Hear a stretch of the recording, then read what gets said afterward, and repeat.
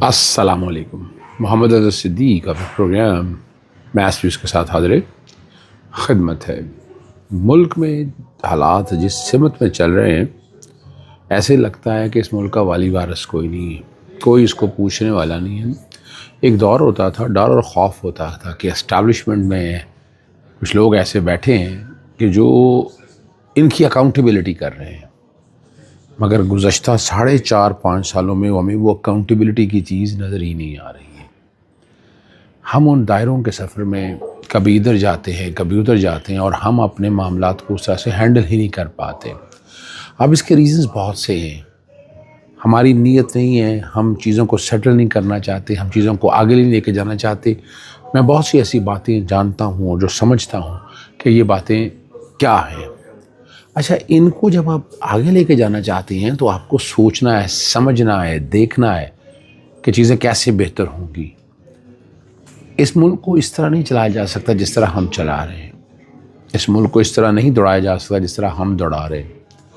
اگر ہم لے کے جانا چاہتے ہیں, اگر ہم سمجھنا چاہتے ہیں کہ سارا کچھ کیسے بہتر ہوگا, تو اس کے لیے ہمیں وہ نیت کرنی ہے, اور وہ اس وقت ہماری سیاسی قیادت کے اندر ایبلٹی نہیں ہے.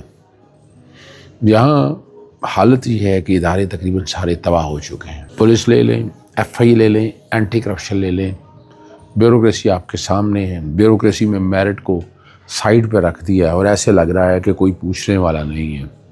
یہ دور بھی آنا تھا پاکستان پہ, اور یہ ساری باتیں تو پہلے کی ہیں. یعنی جو ایجنڈا جو باہر سوچا ہوا ان لوگوں نے, وہ ہر کوئی اس کو اس اینگل سے دیکھتا ہے. عمران خان کو صاحب جب گرایا تھا نا, تو یہ چیزیں آگے ہیں. عمران خان کا قصور اصل میں اب آپ سمجھیے گا کہ وہ میرٹ کی بات کرتا تھا, وہ اکاؤنٹیبلٹی کی بات کرتا تھا, وہ اس نظام کو ٹھیک کرنے کی بات کرتا تھا. لیکن یہاں جو معاملات جس دہج پہ الجھے ہوئے ہیں نا, وہ چاہتے ہیں کہ نہیں ہمیں مت چھیڑا جائے. وہ اسٹیٹس کو کی فورسز ہیں کہ جیسے چل رہا ہے ویسے ہی چلتا رہے, ہر کوئی اپنے حصے کا فائدہ لے اور نکل جائے. یہ ایک نارمل روٹین ہے, اور اس نارمل روٹین کے اندر ہی کام ہو رہا ہے. نئے ججز سارے آگے ہیں. نئے ججز سے کوئی امید مت بہتر رکھیے گا کہ بہت بڑی بات ہوگی. ابھی ایڈیشنل ججز کا طور پر ہے, بڑا فیصلہ کرتے ہوئے بار بار سوچنا پڑتا ہے ججز کو, اور اس کے نتائج بھی پھر دیکھنے پڑتے ہیں. ججز کنفرم ہونا, ججز کو اب نکالنا ایک ایسا پروسیس کر دیا ہوا ہے کہ آپ بندے پڑے ہیں. میں کئی کیسوں کی مثال دے سکتا ہوں, بڑے بڑے ججز کے حوالے سے بھی بات کر سکتا ہوں, لیکن میں آپ کے سامنے وہ چیزیں ساری نہیں رکھ رہا. سوچنا یہ ہے, کرنا کیا ہے آپ کو یہ بھی دیکھنا ہے. یاد رکھیے گا, یہ اگر آپ اس کو اس اینگل سے دیکھیں گے تو آپ کو سمجھ آئے گی کہ آپ نے ان معاملات کو ہینڈل کیسے کرنا ہے. چلیں چلتے ہیں. اسلام آباد ہائی کورٹ میں کچھ کیسز کی سماعت ہوئی ہے. لاہور ہائی کورٹ کا تاریخ ساز فیصلہ ہے. جسٹس شاہد کریم صاحب کا بہت زبردست فیصلہ دیا انہوں نے. اس فیصلے میں بہت سی ایسی باتیں کر دی ہیں کہ جو پاکستان پنجاب کا کم از کم ایٹ لیسٹ شکل بدل دے گا. یہاں جس طرح سے گراؤنڈیں ختم کی جا رہی ہیں, جس طرح سے باقی چیزیں دیکھی جا رہی ہے, اگر ہم ان چیزوں کو ملا کر سمجھنا چاہیں تو ہمارے لیے کوئی مشکل کام نہیں ہے. تو اب ان چیزوں کو کرنا کیسے, کوشش کرتے رہیں گے آپ تک کہ ایسے حالات بنائیں کہ ہم نا امیدی, تو میں نہیں کہتا ہمیشہ نا امیدی کفر ہے, گناہ ہے, لیکن یہاں حالات کچھ اس طرز کے ہی ہیں کہ آپ ایک آزاد اور خود مختار محسوس ہی نہیں کرتے ہیں. اسلام آباد ہائی کورٹ میں جو میں ایک کیس چل رہا, جیسے خادم حسین سومرو بیٹھے ہیں, 4 مقدمات کی سماعت ہوئی, اور جسٹس خادم حسین سومرو نے ایس ایس پی اسلام آباد پولیس سے مکالمہ کرتے ہوئے کہا کہ 4 کیسوں میں 4 میں تفتیش ٹھیک نہیں ہوئی. بڑے نفیس آدمی ہیں. ہمارے پاس جب کیس آتا ہے تو تفتیش دے کر فیصلہ کرنا ہوتا ہے کہ آپ کی انکوائری اور تفتیش ایسی ہوتی ہے کہ ہمیں ضمانت دینی پڑتی ہیں. اور اسلام آباد پولیس انویسٹیگیشن افسر کی تنخواہ 1 لاکھ, سندھ میں 40,000. جسٹس خادم حسین نے سندھ میں تنخواہ کم ہونے کے باوجود انویسٹیگیشن اچھی ہوتی, ہمیں اچھا نہیں لگتا کہ سینئر افسر کو عدالت بلایا جائے.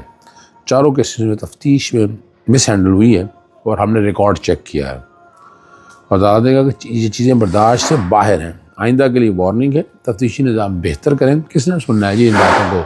ججز کی بات کو سننے کا ایک وقت چلا گیا جب ججز کی باتوں کو بڑی اہمیت دی جاتی تھی, سنا جاتا تھا, سمجھا جاتا تھا. اب وہ بات نہیں رہ گئی. ٹھیک ہے نا جی. اور جسٹس خادم حسین نے مزید کہا کہ آئندہ تفتیش ٹھیک نہ ہوئی تو اسلام آباد پولیس کے خلاف لکھوں گا. عدالت نے کہا کہ آج ہی اسلام آباد کو پیغام دیں، آئندہ تفتیش خراب ہوئی تو آرڈر کریں گے. دیکھیں یہ تو ججیز اپنے طور پر کوشش کر رہے ہیں، لیکن کیا ٹھیک ہو جائے گا؟ اور میں اتنے عرصے سے جنگ لڑ رہا ہوں، میں نا امیدی کی، لیکن میں کوشش کرتا رہتا ہوں. لیکن بہت برا حال ہے جناب، بہت برا حال ہے. بس میرا جہاں تک خیال ہے ہر کوئی جو بس ٹھیک ہے جس طرح پہ لگا ہوا ہے، چپ کر کے پیسے بن رہے ہیں، پیسے بنائیں، چپ کر کے اور چیزیں کر رہا ہے وہ کریں. یہ مت پوچھے کسی سے کہ آپ کہاں کھڑے ہیں، کس طرح کھڑے سے ہیں. یہ ساری چیزیں نکال دیں، یعنی ان کو سائیڈ پہ کریں گے تو لگتا ہے پھر آپ چیزوں کی بہتری کی طرف جائیں گے. چلیں ہم آپ کو آگے لے کے چلتے ہیں. احتساب عدالتوں سے اینٹی کرپشن کورٹس منتقل کیے گئے کرپشن کے کہ مقدمات دوبارہ نیب عدالتوں کو منتقل کر دیے گئے. یہ بڑا ایک اہم معاملہ ہے، اور میں سمجھتا ہوں کہ پھر یہاں نیب ایک ایجنڈا پورا ہوا. ایجنڈا پورا ہونے کے بعد دوبارہ نیب کو ایکٹیویٹ کیا جا رہا ہے. اب نیب کو اس طرح ایکٹیویٹ کرنے کے لیے اس کا مطلب ہے صرف عمران خان کے دور میں نیب کو زیرو کرنا تھا یا جہاں کھڑا کرنا تھا، اب اس کو دوبارہ لایا جا رہا ہے. سیاستدان کیا کریں گے اس پہ غور کیجیے گا. نیب پراسیکیوٹر کی درخواست پر احتساب عدالت نے 15 ریفرنس بحال کرنے کی کارروائی شروع کر دی. سندھ ہائی کورٹ نے احتساب عدالت کے مقدمات اینٹی کرپشن کو منتقل کرنے کا حکم کالعدم قرار دیا اور تمام مقدمات واپس نیب عدالت منتقل کرنے کا کہا تھا. نیب نے سندھ ہائی کورٹ کے فیصلے پر عمل درآمد کے مقدمات بحال کرنے کی درخواست دائر کی تھی. اور اب یہ ذہن میں رکھیے گا بھی جو مقدمات وہاں بھیجے ہیں وہ فیصلہ غلط ہے، وہ ٹیکنیکلی جو ہے نا وہ فیصلہ غلط ہے. اس فیصلے میں اتنے ابہام ہیں کہ آپ پریشان ہو جائیں گے کہ وہ جو ججز کو سمجھ ہی نہیں ہے کہ بھائی جناب جب یا تو آپ ترامیم کو کالعدم قرار دیں پھر تو سمجھ آتی ہے. جب وہ ترامیم اپنی جگہ موجود ہے تو نیب کے کیسز تو چل ہی نہیں سکتے. معذرت کے ساتھ جتنے کیسز نیب میں بھیجے ہیں سارے خلاف قانون ہیں، سارے ہٹکے ہیں. آپ نے ان چیزوں کو سیمنگل میں دیکھا ہی نہیں. اگر آپ اس کو اس طرح دیکھتے تو شاید حالات بہتر ہوتے، لیکن نہیں. اب ان کو کیسے کریں گے؟ چلیں ہمارا تو کام ہے آپ تک بتاتے رہنا، ہم بتاتے رہیں اور آپ کو اندازہ ہے. 2 ایشوز پہ لازمی بات کرنی ہے. ایک تو جسٹس بابر ستار صاحب کا جو گھر ہے سرکاری رہائش وہ خالی کر دی گئی ہے. پشاور ہائی کورٹ کی کوششیں بھی رنگ نہ لا سکیں. جو کوشش کی پشاور ہائی کورٹ نے سرکاری گھر تنازع میں رجسٹرار اسلام آباد ہائی کورٹ نوٹس کے بعد پشاور ہائی کورٹ کے جسٹس بابر ستار نے اسلام آباد میں اپنا گھر خالی کر دیا. اسٹیٹ آفیسر نے 3 جولائی کو گھر کینسل کیا تھا. اس میں آپ اسلام آباد ہائی کورٹ کے رجسٹرار نے جسٹس بابر ستار کو نوٹس دیا تھا. اس میں 30 روز میں گھر خالی کرنے کا کہا گیا تھا. اب رجسٹرار کے نوٹس میں کہا گیا تھا کہ 3 جولائی سے 1 ماہ میں گھر خالی کر دیں. ابھی ذرائع کے مطابق جو بات بتائی جا رہی ہے کہ ٹرانسفر کے بعد جسٹس بابر ستار نے پشاور میں گھر نہیں لیا تھا بلکہ اسلام آباد کا گھر ہی سرکاری رکھا ہوا فیصلہ کیا تھا.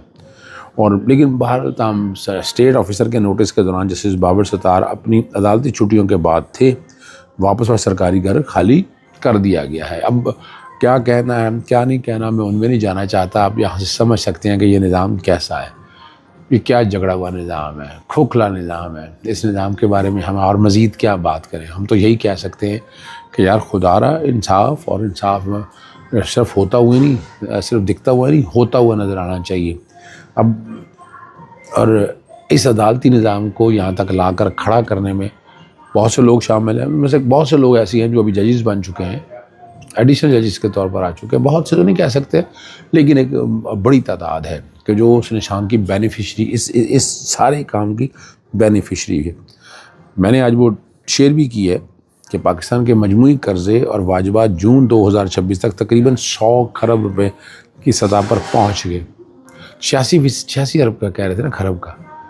اور میں نے اس وقت بھی کہا تھا کہ نہیں، اس میں وہ جو مائنس کا آپ نے کیا ہوا ہے اگر مائنس چھوڑ دیں تو یہ 100 کے قریب چلے جاتے. تو اب پاکستان کی اکانومی کی حالت یہ دیکھ لیجئے گا. 100 اور گزشتہ مالی سال کے دوران قرضوں کی ادائیگی اور ان پر سود کی مد میں تقریباً 12 کھرب روپے خرچ کیے گئے. تاہم معیشت کے ہجوم کے مقابلے میں قرضوں کی شرح میں بہتری کے باعث بلند قرضوں کے رجحان میں کسی حد تک کمی کے اتار بھی سامنے آئے ہیں. اسٹیٹ بینک آف پاکستان کے مطابق مالی سال 2025-26 کے دوران ملک کے مجموعی قرضے اور واجبات 99.6 یہ اسٹیٹ بینک کہہ رہی ہے کھرب پہنچ چکے ہیں، جن میں تقریباً 87% حصہ جو ہے وہ سرکاری قرض کا ہے. اور جاری اس رپورٹ کے اندر ایک سال کے دوران مجموعی طور پر جو ہے قرضوں میں 5.2 کھرب کا اضافہ ہوا، جو تقریباً 5.5% قرضے بڑھ رہے ہیں. اور ملک کے مجموعی قرضوں میں وفاقی حکومت اور مرکزی حکومت کی براہ راست اور بالواسطہ مالی ذمہ داریاں شامل ہوتی ہیں۔ ان قرضوں کی ادائیگی کی ذمہ داری بالآخر مرکزی بینک اور وزارت خزانہ کے ذریعے ٹیکس دہندگان پر عائد ہوتی ہے، جس سے قرضوں کی بڑھتی ہوئی لاگت ملکی معیشت اور عوامی معاملات اور مسلسل دباؤ۔ میں نے یہ ڈیٹ لمیٹیشن ایکٹ کا پتہ 60% سے زیادہ آپ قرضے لے نہیں سکتے ہیں، لیکن وہ ہوا میں اڑی ہوئی باتیں ہیں۔ اجازت چاہتا ہوں۔ السلام علیکم، اللہ حافظ، پاکستان زندہ باد۔